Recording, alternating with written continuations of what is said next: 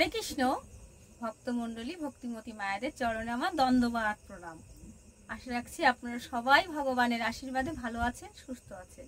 তাহলে মাগো, আজকে আপনাদের সামনে বলতে চলেছি ভগবান শ্রীকৃষ্ণ আমাদের কিভাবে এই জগতে আমাদের এনেছে তিনি, কিন্তু আমাদের যাওয়ার রাস্তাটার পথটাও তিনি গুরু কৃপায় জানিয়ে গেছেন, তাই না? কিন্তু তার জন্য কি করতে হবে? ভগবানের মুখস্থিত বাণী শ্রীমদ্ ভাগবত গীতা আমাদের অধ্যয়ন করতে হবে। যে গীতা সুগীতা কর্তব্য কি বন্য শাস্ত্র বিস্তরে যা সংপদ্য ভাষ্য মুখস্থিত নিঃস্বতা, তাই না? তাহলে সবকিছুর ঊর্ধ্বে হচ্ছে শ্রীমদ্ ভগবত গীতা। তাহলে আমরা যদি সময় না পাই, তাই না? কেননা মাগো, আমরা প্রত্যেক দিন কিছু না কিছু কর্মে রত আছি, তথাপিও আমাদের সাধন মার্গটা ঠিক রাখতে হবে। কেন? আমাদের শ্রীমদ্ ভগবত গীতা আছে, আমরা যেখানেই থাকি না কেন সেখানে বসেই অধ্যয়ন করা সম্ভব হয় যদি মন পরিষ্কার থাকে, কিন্তু সেটাও তো আমাদের হচ্ছে না। ভগবান আসার রাস্তা দেখিয়েছে মার গর্ভ দিয়ে, তাই না? যাওয়ার রাস্তাটা কিন্তু আমরা কেউ জানি না মা।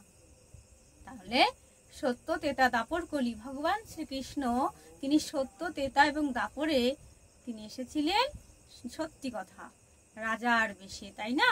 কিন্তু কলিযুগে তিনি শ্রীকৃষ্ণ চৈতন্য মহাপ্রভু তিনি এসেছেন সন্ন্যাস, তাই না? সন্ন্যাস রূপে তিনি আমাদের মাঝে তিনি কিভাবে এলেন? শুধুমাত্র এসেছেন কলির জীবকে উদ্ধার করার জন্য। তাই তিনি শ্রীমদ্ ভাগবতমে বলেছেন কাকে? তার দাদা মানে ভগবান শ্রীকৃষ্ণের চৈতন্য দেবের দাদা এবং ভক্তের মধ্যমণি হরিদাসকে কি বলেছেন? যে শুনো শুনো নিত্যানন্দ, শুনো হরিদাস, সর্বত্র আমার আজ্ঞা করহ প্রকাশ। অতি ঘরে ঘরে গিয়ে করো ভিক্ষা, বলো কৃষ্ণ ভজ কৃষ্ণ, করো কৃষ্ণ শিক্ষা। তাহলে ভগবান শ্রীকৃষ্ণ চৈতন্য দেবের আজ্ঞা কোথায় ছিল মা? শ্রীমদ্ ভগবত গীতা। তাহলে সেই গীতা তিনি ঘরে ঘরে প্রকাশ করতে বলেছেন। শুনো শুনো নিত্যানন্দ, শুনো হরিদাস, সর্বত্র আমার আজ্ঞা করহ প্রকাশ। প্রতি ঘরে ঘরে গিয়ে করো ভিক্ষা, বলো কৃষ্ণ ভজ কৃষ্ণ, করো কৃষ্ণ শিক্ষা। মানে আমার ভগবান কোথায় আজ্ঞা দিয়েছেন? একমাত্র শ্রীমদ্ ভগবত গীতায় আজ্ঞা করেছেন। সেই আজ্ঞা আমাদের সময় নেই, তাহলে কি হবে? আমরা উদ্ধার হব না? অবশ্যই উদ্ধার হব আমরা। চেষ্টা করলেই, গোবিন্দ বললেন সবকিছু আমি ভক্তের কাছে দিয়েছি, কিন্তু একটা জিনিস দিইনি, সেটা কি? ভক্তি।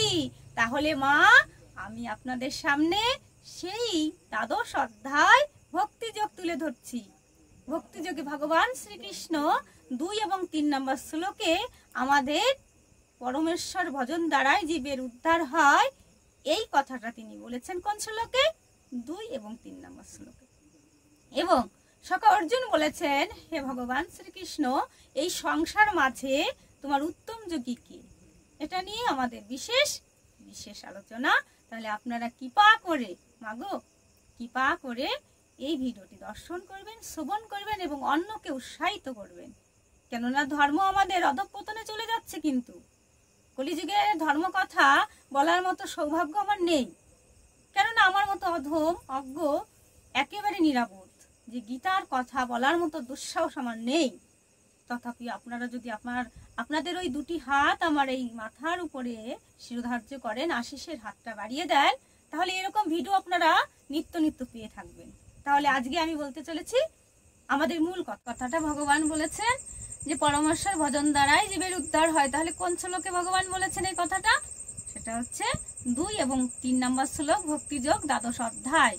এই শ্লোকে ভগবান তিনি বুঝাতে চেয়েছেন, মানে ভগবানের শ্লোক দিয়ে ব্যাখ্যাকর্তারা বুঝিয়েছেন যে কারো যদি ভক্তিযোগ মানে ভক্তি অবলম্বন করতেই হয়, তাকে অবশ্যই ভক্তিযোগকে আশ্রয় নিতে হবে। ভক্তিযোগের মাধ্যম দিয়েই গোবিন্দের কৃপায় ভক্তি আমাদের আছে, আরো সঞ্চয় হবে। তাহলে মাগো, আমি এখন আপনাদের সামনে তুলে ধরছি ভগবানের সেই মুখস্থিত বাণী।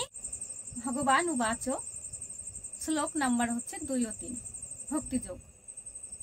মজ্জাবেশ্য মনো জিমাম নিত্য যুক্ত পাশতে শ্রদ্ধায় পরপেতা আস্তে মে যুক্ত তমামতা যে তক্ষণং মনিদ্যাক সংব্যক্তং পর্যুপাশতে সর্বত্র গম চিন্তেস্ত কুটুস্থ মচলম ধুবয়ম।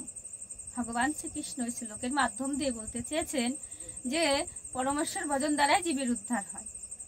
এইরূপ বিশ্বাস করিয়া যারা, মানে আমার এই বিশ্বরূপ দর্শনে মুচিত্ত হইয়া যারা বিশ্বাস করিয়া আমাকে অহরাত্রি নিবৃত্ত করেন এবং শীতে উষ্ণে তারপরে দুঃখে কষ্টে সংসারে যত কিছু আছে, জ্বালা যন্ত্রণা সুখ সমস্ত কিছু সমান ভাবাপন্ন, তারাই হচ্ছে আমার এই সংসারে উত্তম যোগী।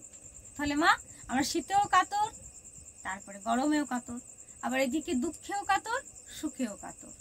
সংসারে আমরা যেটিকে যাব না কেন সবটাই আমাদের দুঃখিত মনে হয়, তাই না? বেশি সুখ হলেও সেটা সহ্য হয় না, আবার বেশি দুঃখ হলেও আমরা গোবিন্দের কাছে প্রার্থনা জানাই, হে গোবিন্দ, হে পরমেশ্বর, আমার মুক্তি লাভ খোঁজার চেষ্টা করি।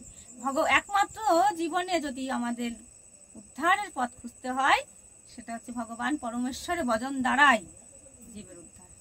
তাই তো তিনি বলেছেন যে মজ্জাবেশ্য মনোজেমাম নিত্যযুক্ত পাশতে শ্রদ্ধায় পরপেতাস্তেমে যুক্ত তমা মতা যে তক্ষণাং মনির্দেশং ব্যক্তং পর্যুপাসতে, তাই না? তারপর বলেছেন ভগবান শ্রীকৃষ্ণ যে পর্যুপাসতে সর্বদা আমাকে যদি সমস্ত কামনা বাসনা পরিত্যাগ করে আমায় ডাকা হয়, তাহলে আমি তার ডাকে উৎসাহিত হই, আনন্দিত হই। তাহলে ভগবানকে আপনারা এইভাবে ডাকবেন, শ্রদ্ধার সহিত ভক্তিযোগ অবলম্বন করবেন, আর ভালো থাকবেন, সুস্থ থাকবেন রাধারানীর কৃপায়, তাই না? এখন শ্রী সখা এই কথা বলেছিল না, উত্তম যোগী।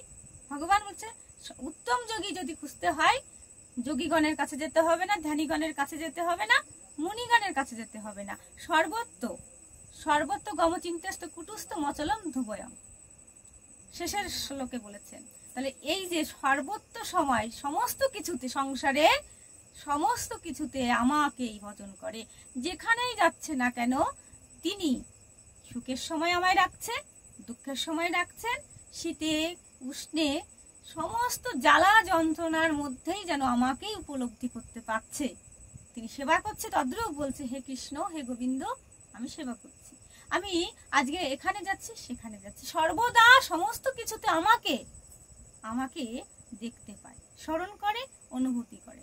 তাহলেই আমি তাকে এই অচির থেকে, জ্বালাময় সংসার থেকে, বিষাণল থেকে আমি তাকে অচিরেই উদ্ধার করি এবং আমার ওই রাতুল যুগল চরণে তাতে আশ্রয় প্রদান করি।